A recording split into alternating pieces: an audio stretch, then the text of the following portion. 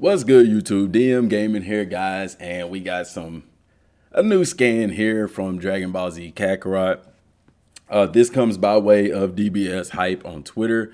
Looking at the scan here, it's not showing. It is showing something interesting, but as far as information, it's not telling anything that we don't already know about the game. But remember, the other day I talked about how we don't have a scan of Goku in base form with his new gi on. Well, guess what, guys? We do now. So if you direct your attention here to the bottom, let me try to make this bigger for you right here. Okay. If you direct your attention to this scan right here, Goku is in his new gi and he is in base form. And now we have actual fighting with their life bars and stuff like that in there, also right there as well. But like I said, it's not saying anything that's giving any new information, pretty much just reiterating the same stuff that we've seen time and time before. But I thought that was very interesting because in previous scans, we saw Goku where he was in a gi that was neutral. The one that he wears at the end of the Majin Buu saga. So it's very interesting, like I said, to see this one where he actually has the Goku signia on the back of his gi and the thick belt. Also, looking at his body frame here, he does seem a bit thinner. Looking at it from a side angle. Let me know what y'all think about that down in the comment section down below. You know, he looks thin here, but when you look at him up here, he doesn't look like that thin Super Saiyan guy Goku. I don't know. It's just, I don't know. So that's, to me, is going to be a telltale sign if it is a separate character. And I'll have to reiterate this again, guys. You can have a separate character Goku. This is separate character Goku. He's base level, just like he is in the scan right here. He's base level and he's able to transform. Okay. This is my speculation that he is a separate character. The reason why I believe that they make him a separate character is because for a few reasons. Number one, like I said, I don't see how you go back and be able to play in the story with him. But also, guys, think about this. Right now on the skill tree, it's pretty loaded. The skill tree for Goku is pretty loaded. They would have to, if you're going to have new attacks and a new transformation with Super Saiyan God and then later on Super Saiyan Blue, you're going to have a pretty large skill tree. You see what I'm saying? So it makes more sense, in my personal opinion, for them to make a separate skill tree or a separate character. However, looking at this scan here, we know that this is one of Goku's attacks that he currently has right now in the game. You see, so I mean, it's really all up in the air at this point. I'm just going to make this smaller again, but y'all can see the Goku there in his base form. That was something that I questioned a while back about that. And now we have confirmation that, yes. Well, I mean, duh. We knew that he was going to be able to be in his base form. I just didn't see any scans for it. Now that I see a scan for it, you know, it just, to me, in my mind, it just gives me more evidence of could there possibly be a separate character for it. But like I said, the scans aren't showing anything new. They aren't showing, I mean, aside from that, they're just, the information wise, they're not showing anything different. Regardless, it doesn't matter, in my personal opinion, if there's a separate character or if they're the same character. There are just questions that I ask because he's wearing a new gi. Now, some people speculate, well, after you finish the training with Whis, it could be possible that they give you a new gi. Okay, that's all well and great, but how do you explain Goku and Vegeta fighting Raditz and Dodoria in the story mode? You see what I'm saying? When it doesn't work that way in the story right now. Only way it works is if you're able to select a different character, because it doesn't even work that way in the time machine. But I've talked about that. I've beat that dead horse. Something we won't know until it comes out. Now, something interesting is this scan here. I got a zoomed in image of it, and let's take a look at it here. As you can see on this scan, I can't make out the exact level, but that for sure is in triple digits. That number there, it looks like a 1 right there. I can't really tell. Even zooming in here, you can't really make it out. But what is, sorry guys. But what is interesting, there's a good look at her right there. Looks like a level 100 something right here. But what do you see that's missing? On Beerus's life bar, there isn't a multiplier. That is very interesting. I don't know what that means, why it doesn't have a multiplier. But guys, it is interesting indeed. Also, if you look at Goku's character model right here, it's a lot slimmer look to Goku. That's why I also believe that it could be a separate version of Goku. And also you see his body, his arms are slimmer. His face kind of looks the same to me, but that just could be because of the angle and stuff. I don't know. But looking at his character image right here, it looks pretty slim. So this is very interesting. Now, it could just be programming. It could just be an early build to where they don't have a multiplier showing you how many health bars Beerus has.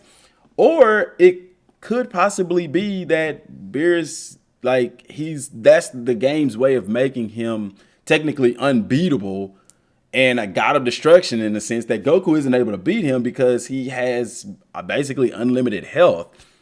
But if that's the case, then you have to ask yourself, how is the fight with Beerus going to take place? Like, do you get him down to a certain amount of health? Or, you know, it's not timed. I don't see a counter on there anywhere for that sake. As well as like on the other scans, you see the same thing. You don't see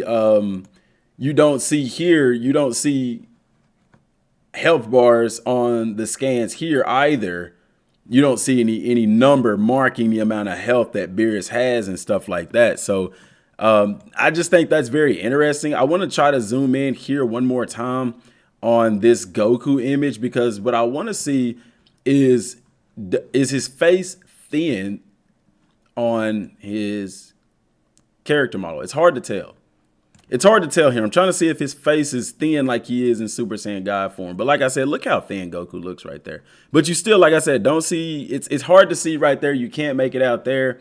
But there is there's no health bar or health counter there for Beerus fighting against Goku right there, guys. And I'm just trying to make this back smaller so we can go to the next slide. You dig? This is very interesting to me because, like I said, it could just be an early build, or it could actually be something, could actually mean something. That's left up to speculation from us. But like I said, I mean, this is getting close. This is pretty much complete. And actually, to be honest with y'all, in one of these scans, I think it was this one right here, or it could have been this one. It was talking about the DLC is finished, like it's final in a sense, and it could be a mistranslation or something. But look, when you get scans like this showing the health bars and stuff, it's done, you know. And also, guys, about the original story thing, they're fighting on Beerus's planet. They're not fighting on King Kai's planet. So, you know, I don't know if there will be a cutscene about that or whatever, but I think that everything is taking place here on this. Now, while I have y'all here, I do want to let me see if I can go through DBS Hype's scans again, if I could find it. They're just showing stuff from the manga. The character models here, that is something else I wanted to go over. Goku is thinner. This is a thinner version of Goku. So that is neat that they did take that into account. He does look slimmer here. The arms look slimmer. Maybe not as slim as we saw in the movie, but it's there. And then Vegeta here, this is the same outfit he wore against Broly, the darker blue Saiyan armor. So that's interesting as well. Like I said, I'm just scanning through these, trying to find the one where he was showing the Oracle fish, because that's a very interesting scan with the Oracle fish. Oh, I may have missed it. Let me back up and see. Did I miss it? No, I did not. That's Super Dragon Ball Heroes, but I am getting close. The Oracle fish. So some people asked, was Beerus's planet, let's go to DBS Hype. Maybe it's on this one. Some people asked, was Beerus's planet going to be explorable? And the answer to that question is actually yes. It is going to be explorable. The reason we know that is because the Oracle fish, if I can find the freaking scan for it, guys are going to say, DM, that's so unprofessional, man. You can't even find the scan for it. But the Oracle fish is interesting because he actually has you could buy food from him. Here it is right here. Perfect. right on time before y'all click off thinking I don't know what I'm doing. So I'm gonna zoom in here one more time on the oracle fish, because right here, look at the oracle fish. What does that say right there? That says food something. I can't see it. It says food something. You can purchase stuff from the oracle fish, guys. Let me see if I can make that bigger. Okay, so you have Zenny right here. Right here it says food something. I can't make out what that says, but you can buy food. He is an interactive NPC, so that confirms that Beerus's planet will not only be explorable, but it is going to have some NPC action in there as well. And I just lost my scan. There we go. But that does confirm that Beerus's planet is going to be explorable, and you are going to be able to see some stuff and be able to interact with some NPCs on that. But I did want to show y'all that there. So that is pretty interesting. Now, real quick, guys, let me get some beautiful Halo action up in here. Check them out. The link is in the description box down below. They have anime stuff. I've ordered it. It's nice. And also you can use the promo code Dmgaming for the extra discount off. Also, some Aura promo codes. All of that is linked in the description box below. So, the meat and potatoes, guys. Yesterday, I want to address this because, guys, I've been very honest about the game. I've been honest about myself. And I'm not going to get on here in front like I'm a person that doesn't have human thoughts and emotions. I want y'all to get to know me. That builds a better relationship between me and y'all, and it builds truth and honesty as well. This rubbed me the wrong way yesterday. So this is a post from Bandai Namco. It rubbed me a wrong way for various reasons. First, it says a big thank you to the Dragon Ball community for helping make hashtag DragonBallzkakarot a huge success. What community? The Dragon Ball community for helping make what? dbzkakarot a huge success. Still haven't joined in on the fun, then listen to what some of our friends had to say. And when you click on it, it takes you to a video of Bandai Namco. I'm just gonna play it here. It's a influencer accolade. So what they're showing is some quotes from some prominent YouTubers. That's the influencers. And this is the Rad Brad. That's who this is right here. He said, "I'm loving this game," and they actually play audio on it. Actually, them saying the stuff. And I'm not too familiar with the Rad Brad. I'm not gonna act like I am. This one is from Nanogenics. He said, "This is the most excited I've ever been for a Dragon Ball game in a long time." Guys, we are all aware. Let me actually let's play Afro's too real quick. Let me play his, because his quote comes up next. Okay. And Afro says, "The most definitive story that we're going to see done in game form." And Bandai praises them for these comments, and they use them for this trailer. And then Bandai goes on to say this right here. "A special thank you to our friends at the Rad Brad, Nanogenics, and Afro Senju for their review." This, no lie, rubbed me the wrong way for various reasons. Number one, there are guys in the community such as myself, just saying, I don't like to say Riken because Riken does a lot of clickbait. But there are people in this community who have been covering this game since it was very first announced, well over a year. Who I feel Bandai could have reached out to for something like that. You know what I'm saying? Nanogenics actually deleted Dragon Ball Z Kakarot. He has a video on his channel of him deleting the game. Now, it could have just been for kicks and giggles and clicks and all that. I don't know, but why would you do that? Okay. Afro Senju has said that he doesn't even like the game. Now, they do play the game on their channel from time to time, but they don't cover the game. They just play it, and they barely do that. And that's not a knock against Afro or Nanogenics. That's not a knock against them. But everybody who knows them know the stuff that they said about the game. And they're like, that's not even how they feel about the game. I feel like if Bandai Namco, if you really want to be in touch with your community, reach out to the influencers such as myself who are talking about this game on a daily basis, who are dissecting the DLC information, the stuff about the game, giving people real news, real feedback, you know. And people would say, DM, you know, well, you know, you're always praising the game.